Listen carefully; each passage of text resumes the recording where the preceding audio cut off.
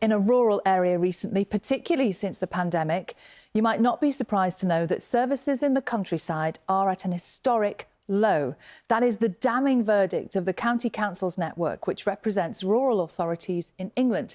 They say that more than 1 in every 4 bus services has vanished over the past decade, and there were 344 million fewer journeys in 2022 than in 2010 as a result of reduced services. Well, the analysis also shows that councils in rural and county areas have a £420 million shortfall in their local transport budgets.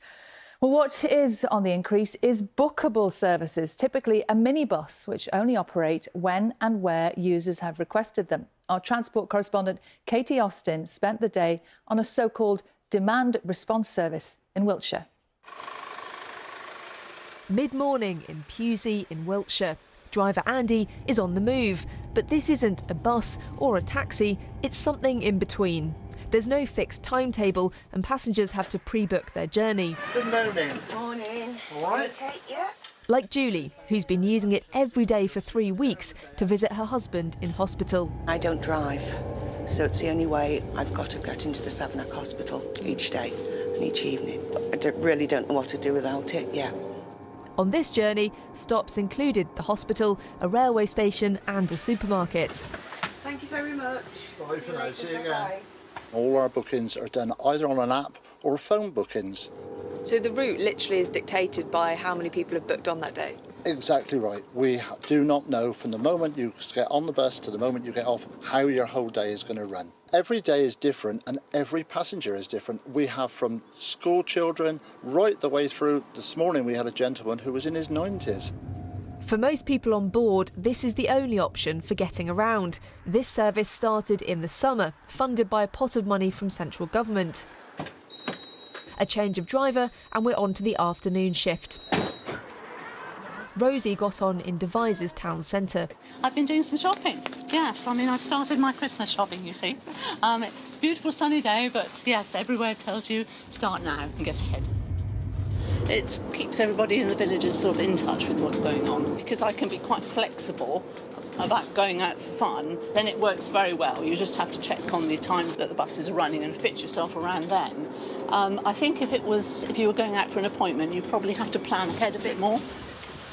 Philip, who has kept a close eye on transport options round here for years, says this is better than nothing, but some issues need ironing out. For example, with the availability of time slots and the booking technology. I think it's good. You know, I've got no problem with it, but it's got to be more accessible for people that perhaps are a little bit unsure. In many more rural parts of the country, it's become increasingly difficult for traditional commercial bus routes to make enough money to keep going.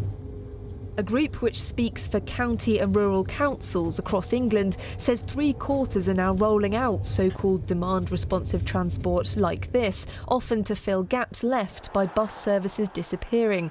It says these are useful but aren't a substitute and they're mostly loss-making.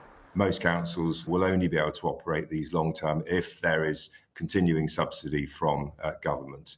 The government have provided some money over the last couple of years and for the next couple of years, but we need a kind of a long-term sustainable funding solution. The Department for Transport says more than £3.5 billion has gone into supporting and improving buses since the start of the pandemic, and it's making millions more available for councils to bring in bookable services like this. Here, there have been some bumps in the road, but people are getting used to a different way of getting from A to B. Katie Austin, BBC News in Wiltshire. It was Katie Austin there. Let us know how you fare. How are the bus services where you are? Because we know it can be a little bit hit and miss, to say the least. Do you have one of those bookable services?